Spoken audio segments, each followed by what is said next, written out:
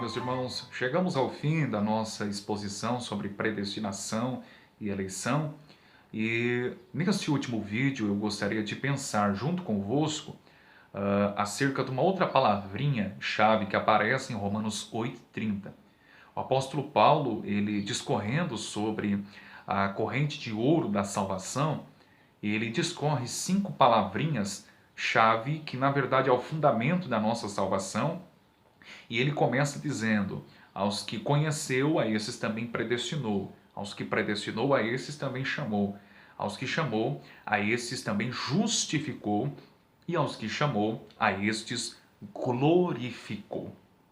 É exatamente esta expressão última que eu gostaria de pensar juntamente convosco, acerca da glorificação.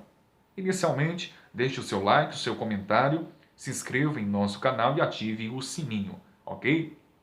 Note, meus irmãos, que Paulo diz que os eleitos do Pai, aqueles predestinados, ele o glorificou, ou os glorificou, não é? Percebe?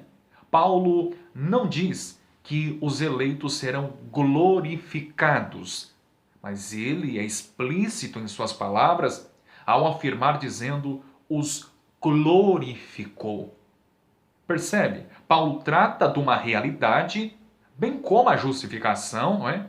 De algo que aconteceu exatamente no futuro, no passado.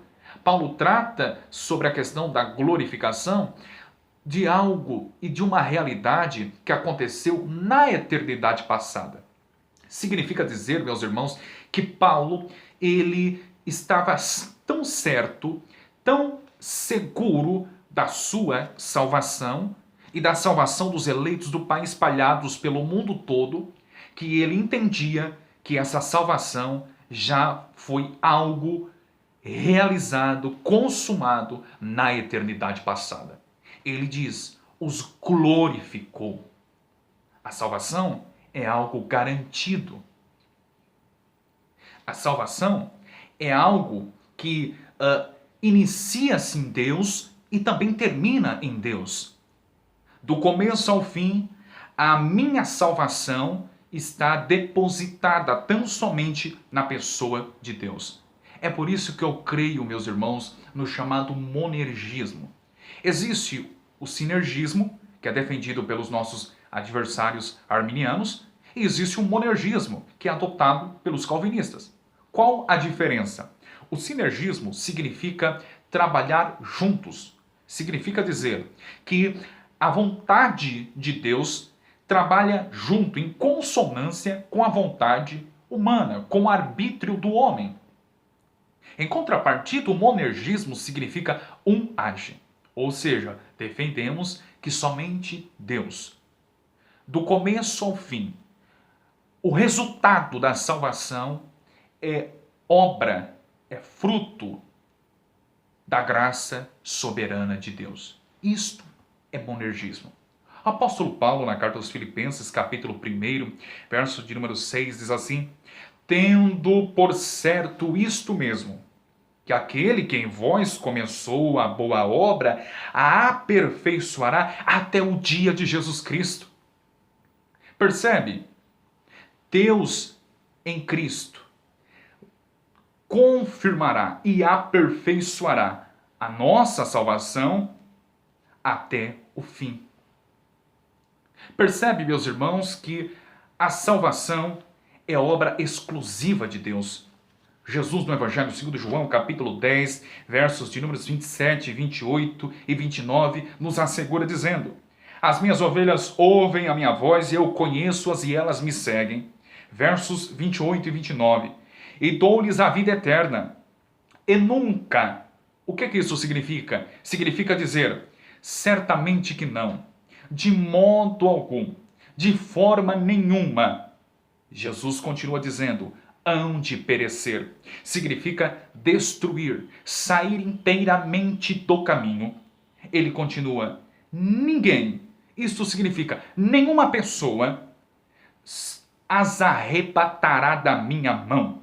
A palavra grega, arrebatar, é harpazo, que significa pegar, levar pela força. A ideia assemelha-se como a de um sequestro. Jesus está dizendo: ninguém vai sequestrá-las das minhas mãos. E no verso 29, ele continua: meu Pai que mas deu é maior do que todos, e ninguém pode arrebatá-las da mão de meu Pai. Portanto, Deus o Pai predestinou na eternidade. Ok? E nós temos o Deus Trino envolvido na questão da salvação. Deus o Pai predestinou. Deus o Filho nos redimiu e nos reconciliou a Deus por meio do seu sacrifício perfeito. E portanto agora, Deus o Espírito Santo, ele está nos santificando. Meus irmãos, nada pode arrebatar os eleitos, as ovelhas, da mão do Pai. Eu não creio nesse Deus fraco que fora criado pelos evangélicos, pela grande maioria deles. Principalmente esse evangelicalismo moderno e fajuta. Eu não creio num Deus que promete algo, mas não cumpre, que não vela pela sua palavra. Eu creio num Deus que promete e garante, que promete e sustenta.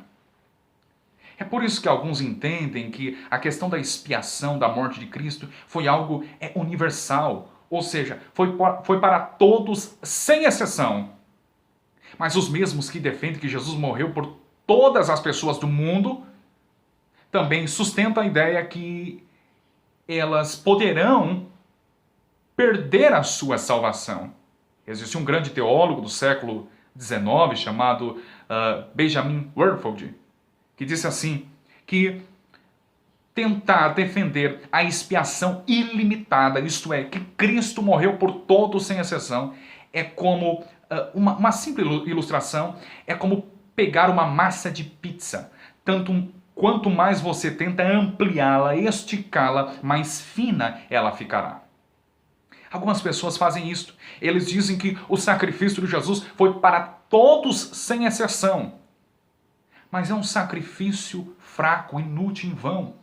Porque você tenta ampliá-lo, mas esse sacrifício não garante, não sustenta absolutamente nada. Porque depende do esforço humano para manter-se no caminho até o fim. A salvação bíblica e a morte de Cristo, que de fato a Bíblia nos apresenta, é aquela morte que fora providenciada pelo Deus Pai, pelos eleitos e pelos predestinados antes mesmo da fundação do mundo, mas é uma morte, um sacrifício e uma salvação que garante. Uma salvação que garante. Portanto, meus irmãos, se você sente este chamado e se você segue este pastor, entenda que ele o preservará até o fim. Ele o glorificou. Não é que ele vai glorificar-lhe, mas ele já o glorificou. A salvação é certa, porque ela é providenciada por Deus. Não é fruto do mero esforço humano. Ok? Espero tê-los ajudado. Abraço.